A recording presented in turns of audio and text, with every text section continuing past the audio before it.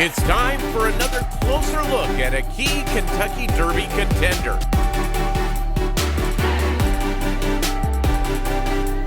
What's up, everybody? I am Mike Somich for RacingDudes.com, and we are coming back at you with another one of our Kentucky Derby Contenders capsules. This time, we're going to be talking about Tiz the Bomb, a horse that's getting a ton of buzz after a huge win in the Jeff Ruby Stakes. Tiz the Bomb's an interesting one. This is a horse that's going out for Magnolia Racing. Kenny McPeek trains this horse. Brian Hernandez Jr. is going to ride this horse in the Kentucky Derby, and he's one of the more interesting horses when you just look at the overall situation. So Hit the Bomb is the sire. That's a war front horse. So bred more for the turf, but we've seen this horse kind of take to the synthetic as well. And he did break his maiden over the dirt at Ellis, and that's going to be really the biggest question with Tiz the Bomb. He's taken some big time steps forward here in his 3-year-old season, but you really can't discredit his 2-year-old season either. Like I said, broke his maiden going a mile at Ellis Park on the dirt, runs back in the Kentucky Juvenile Mile, a $500,000 stakes race at Kentucky Downs, which came back very strong, ends up winning that, goes on to the Grade 2 Bourbon, wins that, goes on to the Breeders' Cup, and comes in second to Modern Games, gets top prize, but second purse money.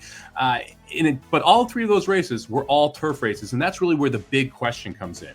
The first time we saw Tiz the Bomb as a 3-year-old, we saw him at Gulfstream Park in the Grade 3 Holy Bull, where he went off at 4.5 to 1 and really just didn't handle the dirt at all. Got beaten by White Abarrio by 20 lengths, ended up running 7th in that spot. He had Simplification and Mo Donegal, who ran 2nd and 3rd there. Next time we saw him was in the Battaglia Stakes, or the Battaglia Memorial over at Turfway Park, which is a synthetic track. That plays much more like a turf course. And so you still have that dirt question. He was able to win there by a neck over Stolen Base, and then come back and win the Jeff Ruby Stakes impressively over Tawny Port. Now, Tawny Port flatters that effort by coming back and winning the Lexington last weekend over Keeneland. But again, that was over synthetic. We have 2 examples of dirt races here. One of those breaking the maiden, going a mile at Ellis in a race that was rained off the turf. And the second, where he got waxed by White Abarrio at Gulfstream Park. So the big time question here for Tiz the Bomb is, can he handle the dirt?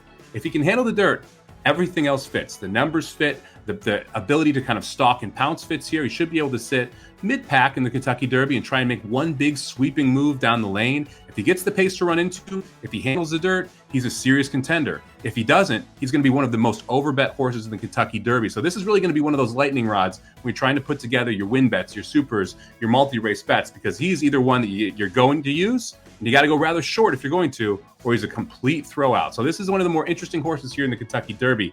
Again, this is a horse that's going out for Magnolia Racing, for Kenny McPeek and Brian Hernandez Jr. That's probably going to be one of your top 4 or 5 betting choices in the Kentucky Derby. The big question, will he handle the dirt?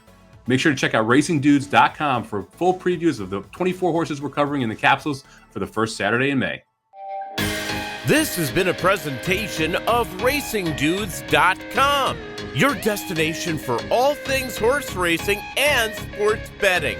Whether you want free winners, expert insider picks, up-to-the-minute trackside weather reports, or podcasts and videos for bettors of all skill levels, never make another wager without visiting the Racing Dudes. First,